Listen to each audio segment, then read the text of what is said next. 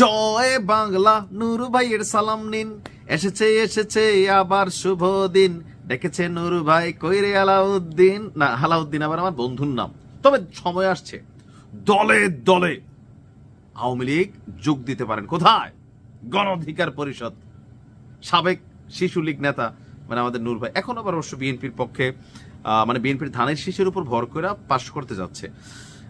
সারা বছর আওয়ামী লীগের সবচেয়ে বড় কট্টর সমালোচক ভিপি নূর হঠাৎ করে কেন আওয়ামী লীগের প্রতি এত ভালোবাসা, যেখানে আওয়ামী লীগের সাথে বন্ধুত্বের কারণে জাতীয় পার্টিকে নির্বাচনে না চাইতে গিয়া নিজে মায়ের খাইয়া হাসপাতাল বিদেশিদের চিকিৎসা করে আইসা এখন তিনি চিন্তা করছেন সম্ভবত মায়ের মধ্যে ভিটামিন আছে। বুঝতে পারছে রাজনীতি কিন্তু এরকম অনেক সময় থাকে না, যে আকল রিসালা ব্যাকল রে টং টং, তো সম্ভবত এরকম হয়েছে নাকি কোনো সেট আপ হয়েছে। কারণ মোসাদের সাথে সেট আপ করা লোক, ফিলিস্তিনের রাষ্ট্রদূত বলছে তিনবার ব্যাগ ট্যাগ আনছে টাকা। মানে এখন কি চলতেছে আসলে ভিপি নূরের মনে? আচ্ছা, ঘটনার প্রেক্ষাপট কি? পটুয়াখালী 3 আসনে গতকালকে একটা প্রোগ্রাম ছিল।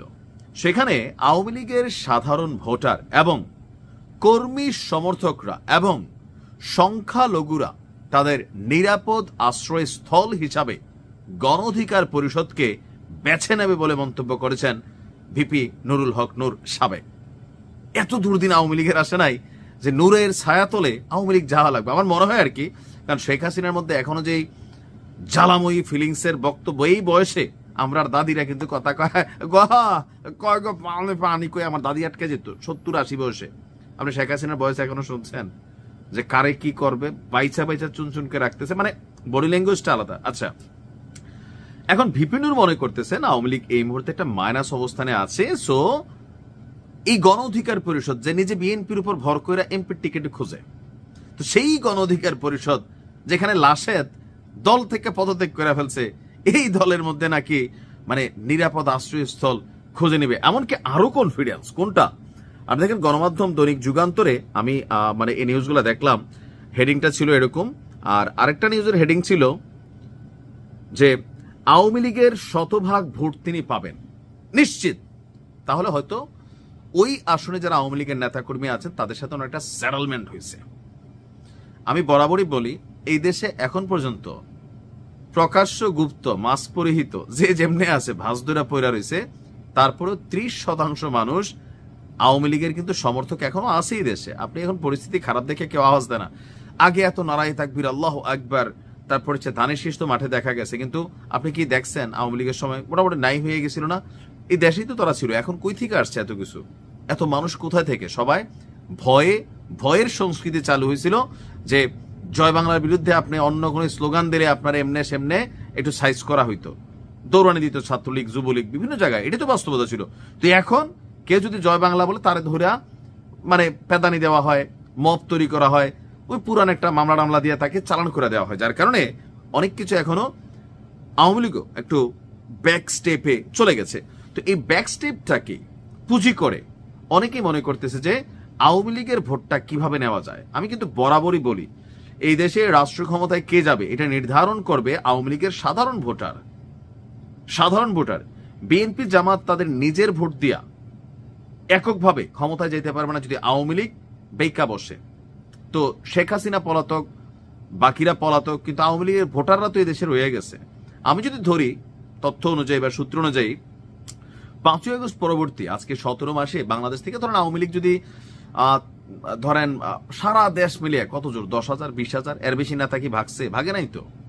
অ্যারেস্ট হয়েছে অনেকে, মামলা জামিনও পাইছে, আবার অনেকে জেলেও আছে, দেশে আছে। এমনকি প্রত্যেকত ভোটার যারা বিদেশে আছে তারা ভোটার না, তারা তো বিদেশ থেকে পোস্টাল ব্যালটে ভোট মারতে পারে ভিপি নুরুল হক নূরকে।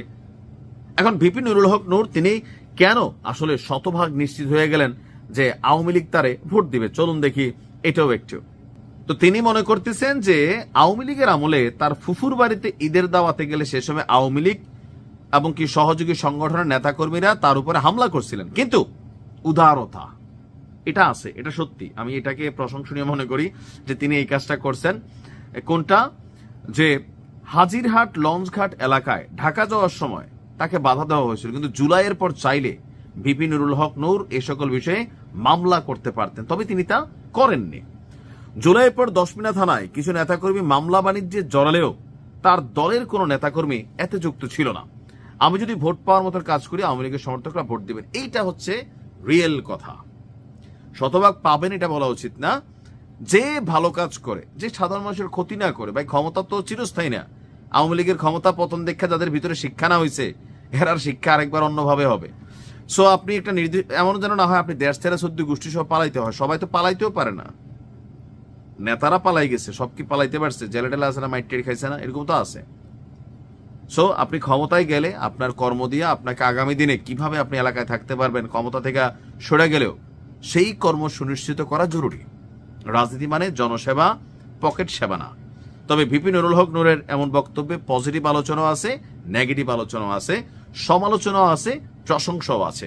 তবে ভিপি নূর বরাবরই খুব কৌশলবাদী ক্যারেক্টার, আর ইসরায়েলের সাথে খুবই ভালো সম্পর্ক আছে, টাকা পয়সা ভালোই আছে। নিচে মানে কিন্তু আমার কথা না, গণমাধ্যমের কথা। আমি মনে করি ভিপি নূরের এই বিষয়টাকে একটু পরিষ্কার করা দরকার। রেজা কিবরিয়া যে অভিযোগ আনছে। ভালো থাকুন।